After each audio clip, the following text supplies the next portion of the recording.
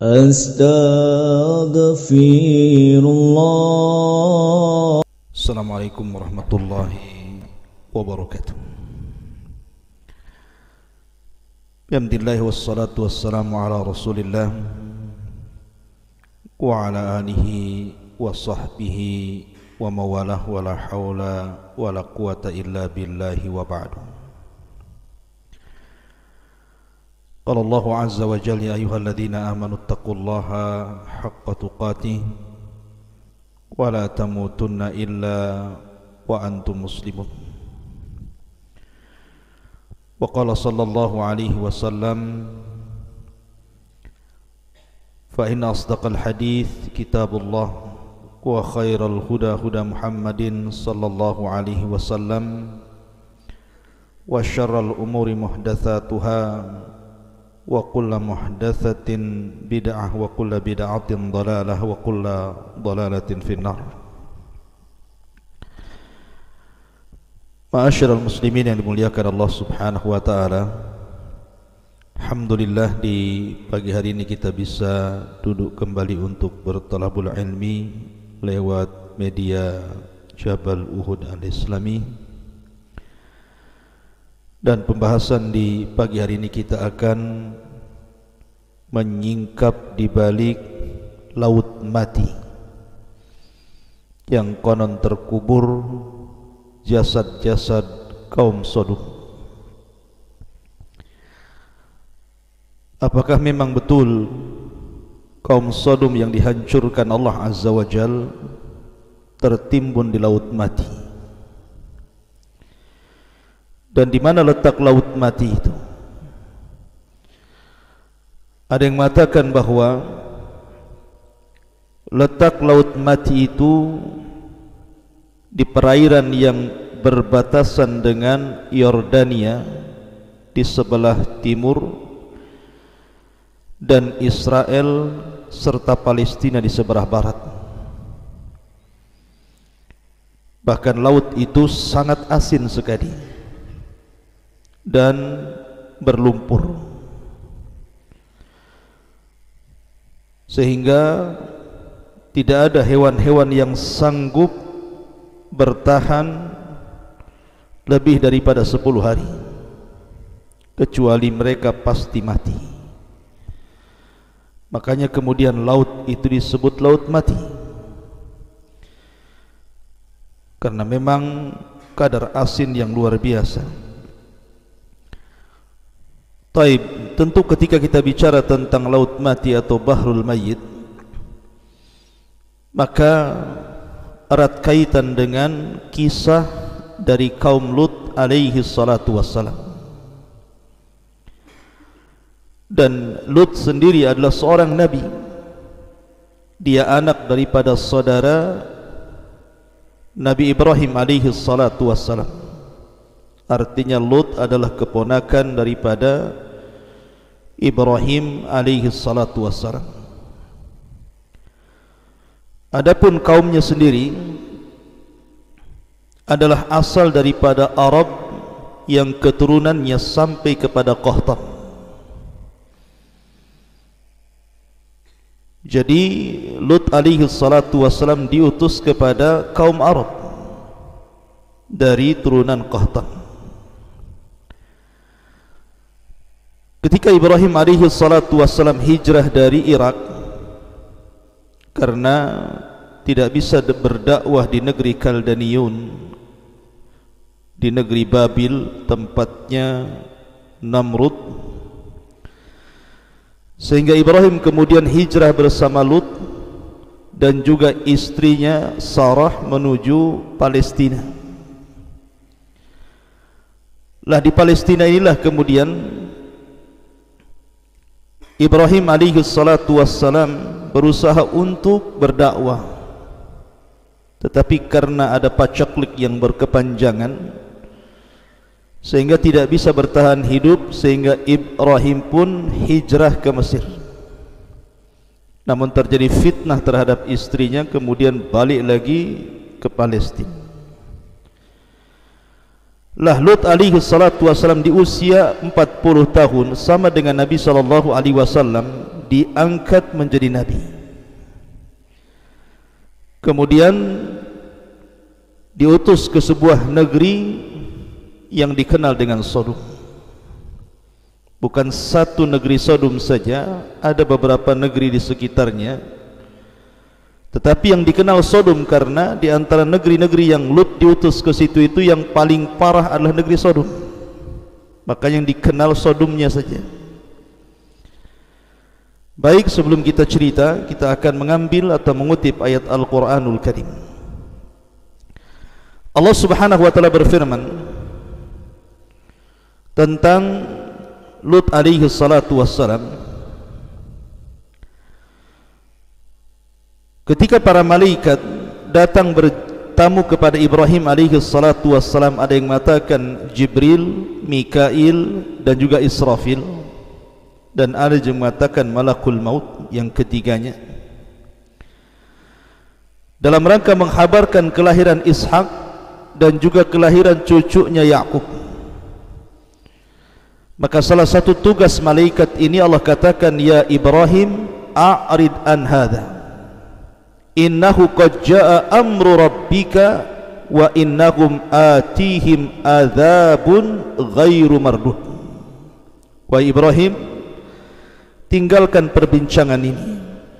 Artinya cukup kami menghabarkan kabar gembira terhadap kelahiran Ishak dan juga cucumu kelak Yakub. Sungguh ketetapan Tuhanmu telah datang terhadap kaum Sodom, dan mereka akan ditimpa azab yang tidak dapat ditolak.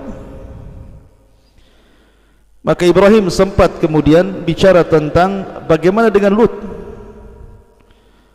Maka para malaikat mengatakan Allah lebih tahu bagaimana menyelamatkan Lut alaihi salatu wassalam. Maka berangkatlah tiga malaikat ini menjumpai Lut alaihi salatu wassalam.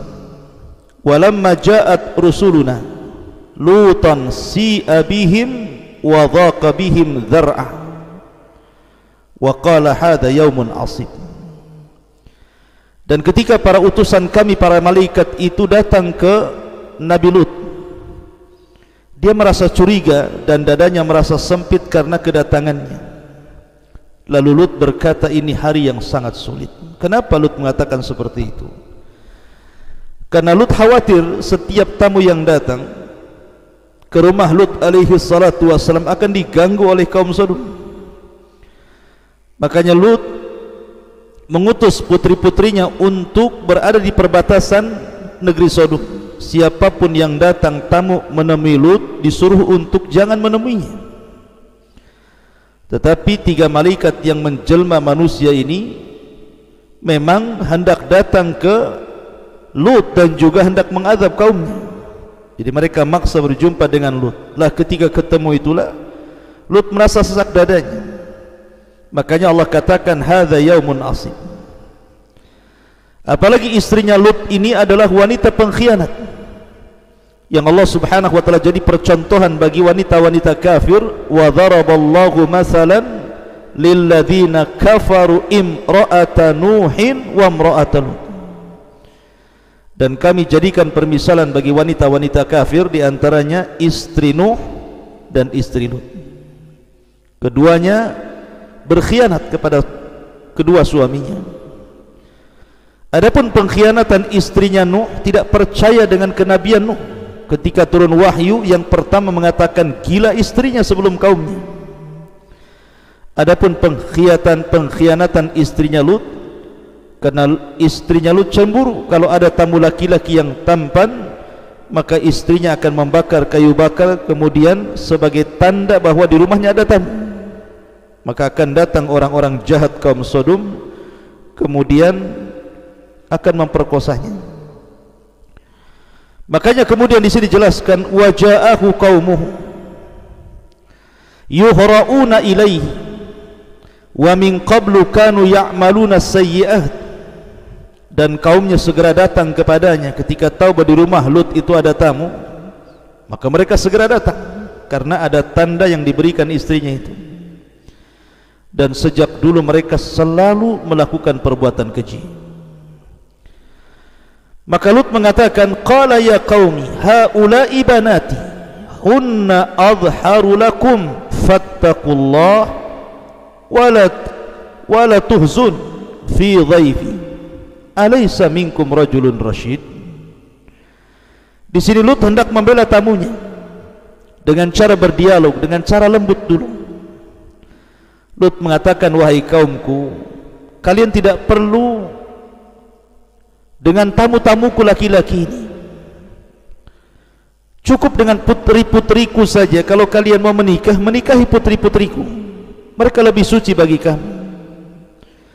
Tentu yang dimaksud putri-putri di sini bukan putri-putrinya Lut saja, tapi seluruh wanita-wanita Sodom dan wanita-wanita sekitarnya, karena Nabi itu ibarat bapak bagi anak-anak putri kaumnya. Artinya seolah-olah Lut mengatakan, wanita-wanita banyak, kenapa yang kalian cari laki-laki? Mereka lebih suci bagi kalian. Bertakwalah kepada Allah dan janganlah kalian mencemarkan nama baikku terhadap tamu-tamuku ini. Tidakkah di antara kalian ada orang yang bijak? Kenapa semua jadi jahat?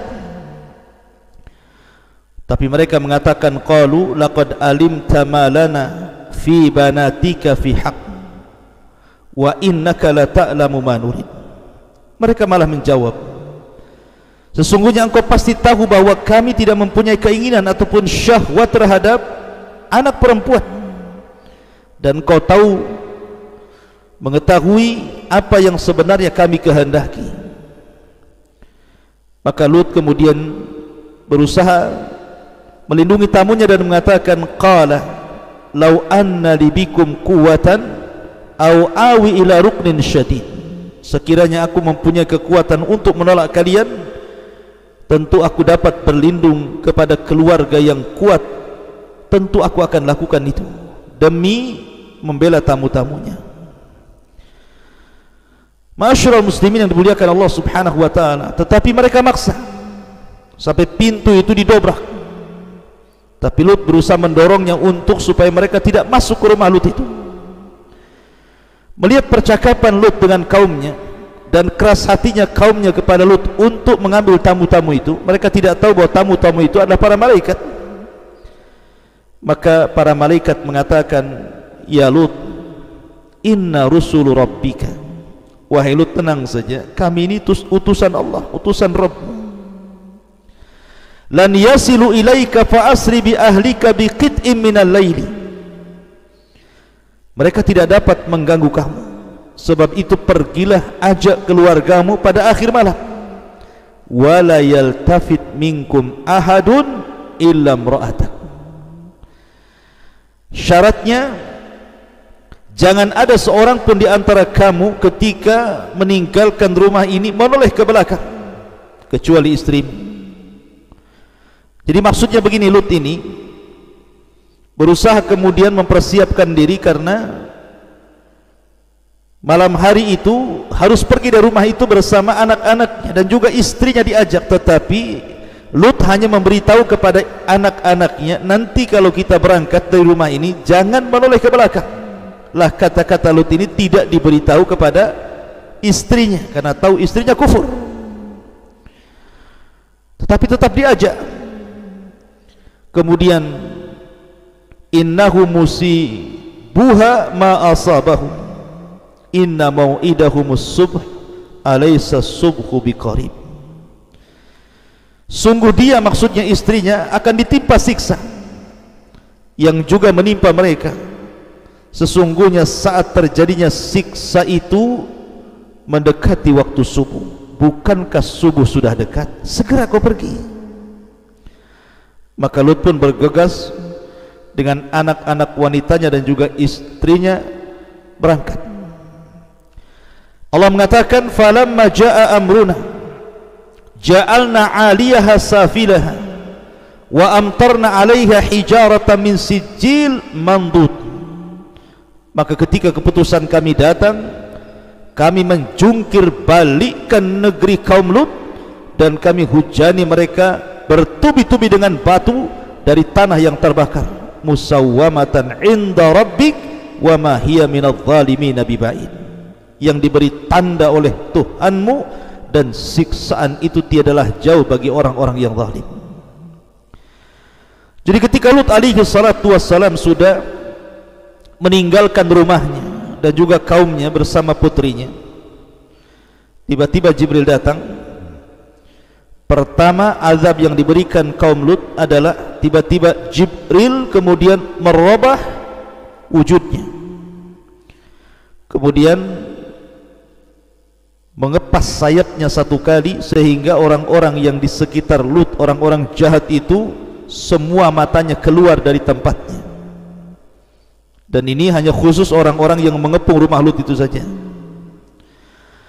Kemudian setelah itu dia menancapkan sayapnya, ditancapkannya dalam-dalam, kemudian diangkatlah negeri Sodom dan negeri-negeri yang akhlaknya sama dengan Sodom ke langit.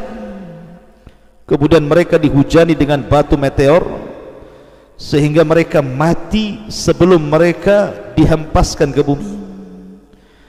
Kemudian setelah itu dibaliklah kota Sodom itu, kemudian dihempaskan ke bumi. Saking dahsyatnya akhirnya cekunglah bumi dan jasad-jasad kaum Sodom dibalik itu, kemudian akhirnya menjadi sebuah danau yang orang-orang menyebutnya Bahrul Mayyit. Di sini cerita dimulai, akhirnya menjadi laut mati. Ma'asyiral muslimin yang dimuliakan Allah Subhanahu wa taala, apa sebenarnya dosa kaum Lut itu? Kenapa sedemikian parah Allah Subhanahu wa taala mengadab mereka? Bahkan tidak ada kaum yang dicela seperti kaum Lut di dalam Al-Quran secela-celanya, dengan berbagai macam celaan dari Allah Subhanahu wa taala. Pertama, kaum Lut itu mereka adalah seorang musyrik, mereka menyembah berhala, dan Lut berusaha untuk mengembalikan mereka ke dalam tauhid, tetapi mereka enggan. Dari segi akidah mereka rusak. Kemudian yang kedua, kaum Lut ini juga dari segi akhlak, dari segi akhlak mereka sangat buruk sekali, karena mereka qad atar rijala bi syahwatin fahishatin kama ya'tin nisa. Mereka suka laki-laki dengan syahwat yang sangat buruk sekali. Artinya mereka juga suka dengan perempuan, tetapi mereka lebih suka dengan laki-laki. Dan inilah pencetus pertama sejarah LGBT. Sejarah LGBT pertama itu dilakukan oleh kaum Lut, kaum Sodom. Mereka lah yang memulakan perbuatan keji ini. Kemudian yang ketiga, mereka suka berjudi dan suka mencela sebagian lain dengan sebagian yang lainnya, dan mereka tasyabbuhur rijal fi asril asir bin nisa. Mereka juga tasyabbuh, dandanan mereka seolah-olah laki-laki seperti perempuan. Kemudian juga mereka quta'ut turq, suka mencuri, merampok, garong, dan mereka tidak punya akhlak dalam majlis-majlis. Sampai maaf, ketika mereka kentut pun mereka akan kentut sembarangan. Akhlak mereka rusak, mulai dari akhlak kecil sampai akhlak besar. Terkadang mereka berzina di depan mata, tidak malu. Karena kerusakan yang luar biasa inilah kenapa Allah Subhanahu wa taala azab seazab-azabnya kaum Lut, sampai-sampai kemudian Allah abadikan dalam Al-Quran, di banyak surat dalam Al-Quran tentang kaum Lut ini. Ma'asyiral muslimin yang dimuliakan Allah Subhanahu wa taala, terjadi silang pendapat sebenarnya tempat diazabnya Lut itu di mana? Ada yang mengatakan bahwa Sodom, kota yang Lut diutus untuk berdakwah itu, adalah terletak di mantiqatil bahril mayyit, berdekatan dengan laut mati. Laut mati yang saya katakan tadi terlingkup di antara Urdun dan juga Israel dan Palestina, tengah-tengahnya. Lah Lut alaihi salatu wassalam ini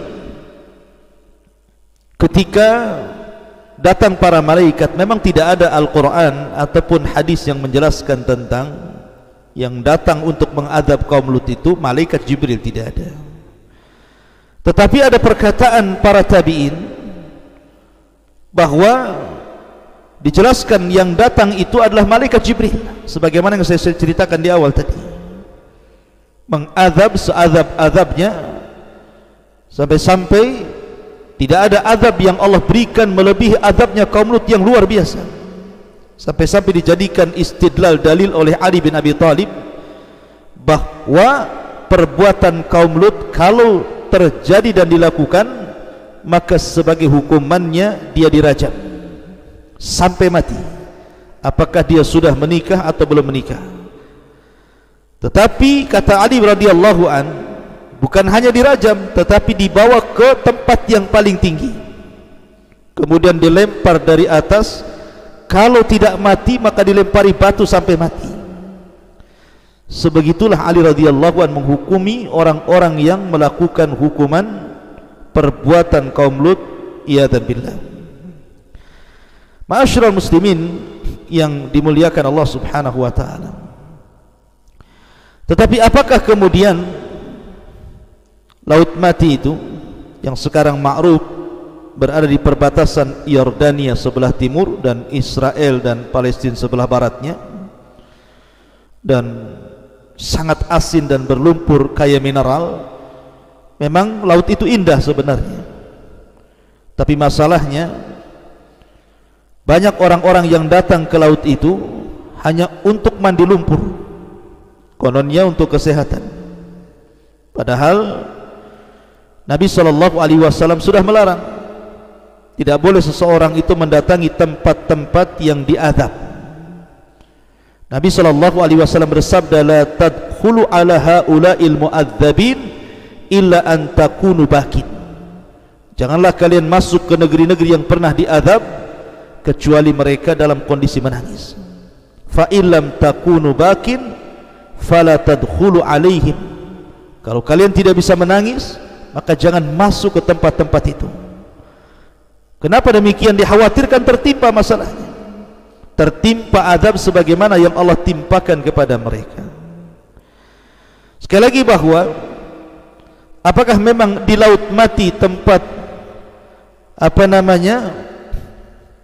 jasad-jasad kaum Sodom yang diazab oleh Allah Subhanahu wa taala? Allahu a'lam. Allahu a'lam, kita tidak tahu. Tetapi itu yang banyak dibicarakan oleh para ulama, karena bagaimanapun Quran tidak menyebutkan Laut Mati, hanya menyebutkan azabnya saja. Bagaimana Allah Subhanahu wa taala mengazab kaum Lut karena mereka membantah nabinya, mereka melakukan kesyirikan dan banyak kerusakan.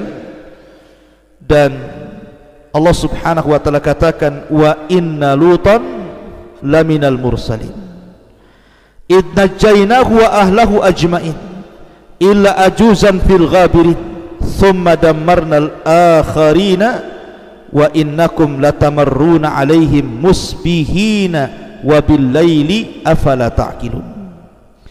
Dan sesungguhnya Lut termasuk dari kalangan para rasul. Ketika kami selamatkan dia dan keluarganya semuanya kecuali istrinya, termasuk orang-orang yang tertunda, maksudnya orang-orang yang diazab.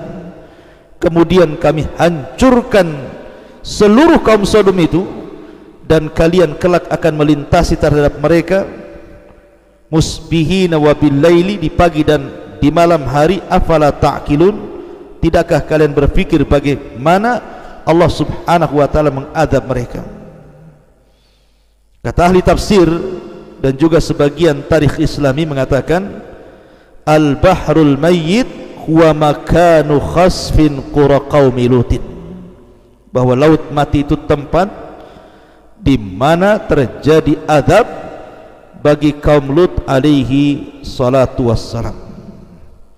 Adapun apakah sebuah kepastian, wallahu alam, ini kan penelitian ahli tafsir dan juga tarikh al-islami. Ini yang bisa sampaikan, dan banyak kisah-kisah yang masih samar seperti umpamanya kisahnya di mana letaknya pembendaharaan Qarun. Ini kita akan bahas nanti. Ada perkara-perkara yang gumut yang berkenaan dengan tempat, karena kita tahu bahwa Al-Quran dan Sunnah seperti kisah Qarun hanya menyebutkan azabnya, tapi letak tempatnya di mana? Sebagaimana di sini juga disebutkan azabnya, tapi letak tempatnya di mana? Baru kemudian diteliti oleh para ulama bahwa tempat diazabnya kaum Lut itu pun tidak sebuah kepastian, adalah Bahrul Mayyit, sebuah lautan yang disebut dengan laut mati. Wallahu a'lam bishawab. Mudah-mudahan ada manfaatnya. Subhanaka wa bihamdika, asyhadu an la ilaha illa anta, astaghfiruka wa atubu ilaik. Allahu ta'ala. Assalamualaikum warahmatullahi wabarakatuh.